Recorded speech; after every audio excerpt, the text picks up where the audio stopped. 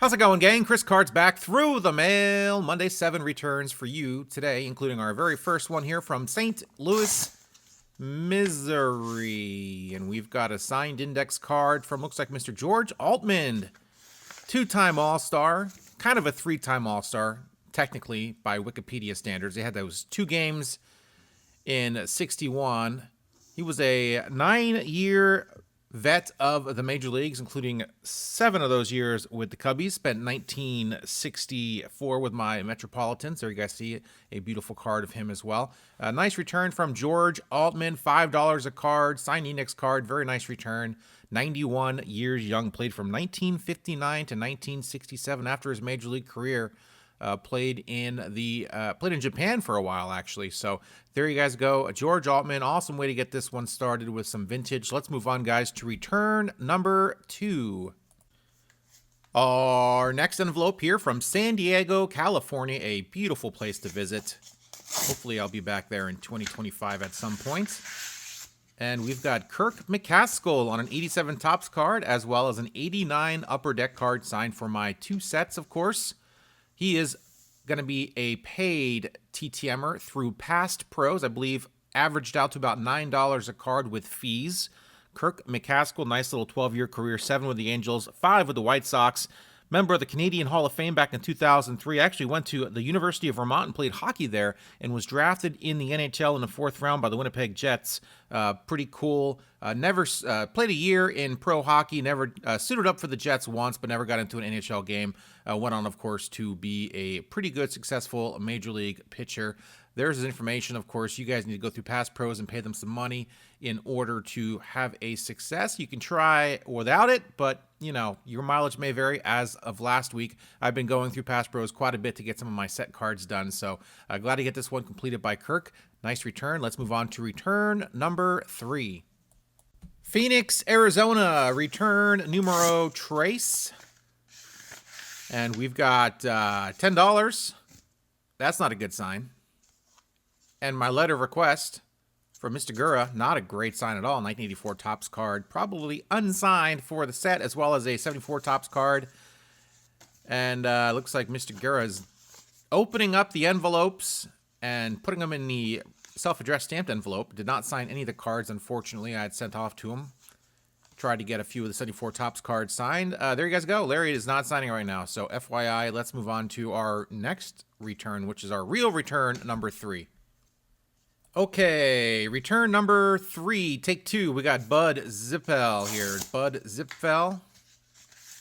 I feel a lot better about this. He was $5 a card, and he had a 1963 Topps. Beautifully signed with inscription on here. Very nice. He was a Washington Senator from 1961 to 1962. Got into 118 games as a first baseman and a left fielder. During those 2 years, hit .220 with 10 home runs, went on to become a successful developer and real estate agent after his career was over. Bud, great signer, $5 a card, and I think this is his only actual Topps release. There you guys go. There's information. Nice getting his. I love 63 Topps. I think it's a pretty design, and glad to get this one inked up. Let's move on, guys, to return number 4. All right, friends, moving right along, Tampa, Florida for return numero 4. We have an index card, college-ruled index card, and we've got some Dave LaPointe cards from 84, 89 Upper Deck, and 87 Topps signed for the sets. Very nice return from Dave LaPointe, who spent 12 years in the big leagues from 1980 all the way to 1991. Probably has a million cards out there in that junk wax era. Spent 5 of those years with the Cardinals, including 2 different stints. Spent 7 years with 8 other teams the remainder of his career. Of course, his big year in 1982 as a World Series champion. You see that inscription on the 84 Topps card. Very nice of him to inscribe that card for me. For the set, of course, the Cardinals beat the team that drafted Dave LaPointe in 1977, the Brew Crew, that year.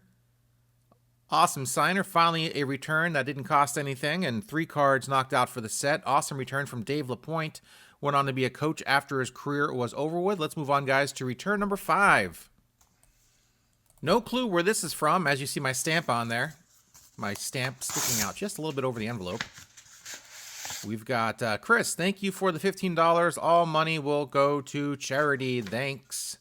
or thank you. And this is going to be Jim Perry. Jim Perry signed a 74 Topps card for me.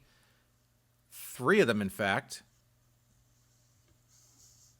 Got a couple of him on the Tigers team card as well as the signature card. And there he is, 1970 Cy Young Award winner. Inscription on the Twins card there. Nice return from Mr. Jim Perry. 17 years in the bigs. Went 215 and 174 during that period of time. $5 a card for Jim, brother of Gaylord Perry, of course. 3-time All-Star. Awesome return.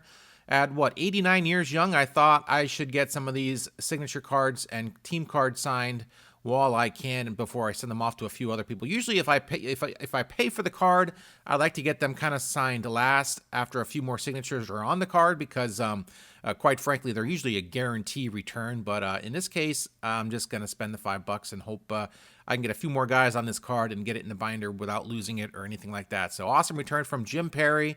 Really good career. Not quite a Hall of Famer. Pretty close. Let's move on, guys, to return number 6.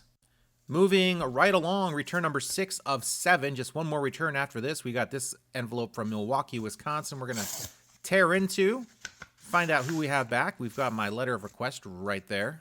Hopefully the cards are signed. And they are. We got 91 Stadium Club of Gary Varsho, 92 Upper Deck of Gary Varsho, and 89 Upper Deck, also Gary Varsho. What a coincidence. All 3 cards signed by the same guy. Gary Varsho, nice return from him. 8 years in the bigs. Mostly a bench player during those years. Spent most of his time with Pittsburgh, Chicago, a cup of coffee with Cincinnati and Philadelphia as well. Father of Dalton Varsho, Gold Glove winning catcher for the Toronto Blue Jays. 8 years in the bigs. Did I mention that already? Anyway, nice return from him. Gary Varsho, one more card signed for the set. 89 Upper Deck. I told you guys, I was getting scared, and I went through my 89 Upper Deck set during the playoffs and pulled out a lot of cards to send off. So starting to get them back. Very nice to get some more cards to put in my 89 Upper Deck set. Nice return. Let's move on, guys, to our final return of the day. Final return of the day is from Houston, Texas. Houston, Texas, a place I visited last year. Spent one day in Houston, Texas. One night. And we've got Kevin Bass. Kevin Bass on an 89 Upper Deck, an 87 Topps card, 14 years in the bigs, 10 of those with the Houston Astros, 3 with the Giants. Spent a year with the Metropolitans in 1992. Actually did pretty good with the Mets, if I remember correctly.